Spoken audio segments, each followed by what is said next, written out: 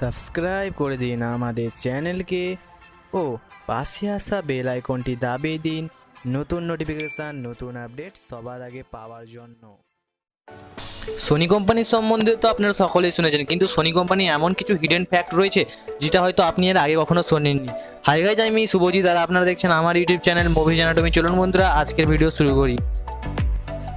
আপনারা কি জানেন সোনি কোম্পানি 1998 এক ধরনের ক্যাম রেকর্ডার রিলিজ করেছিল।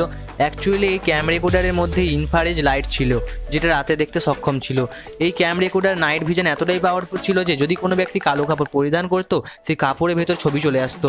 যখন সোনি কোম্পানি পুরো ব্যাপারটা জানতে পারলো তখনই তারা এই প্রোডাক্ট বিক্রি বন্ধ করে দিল। ততক্ষণে তার 7 লক্ষ ইউনিট বাজারে বিক্রি হয়ে গেছিলো।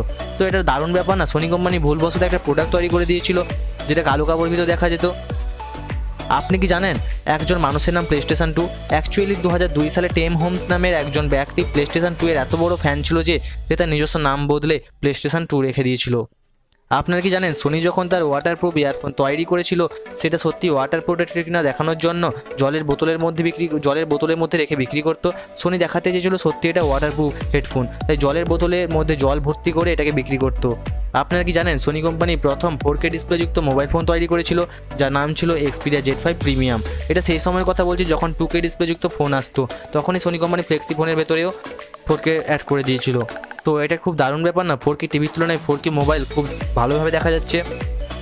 আপনারা কি জানেন সোনি তার প্রথম অডিও রেকর্ডার তৈরি করেছিল সেটা পুরোপুরি পারফেক্ট ছিল না।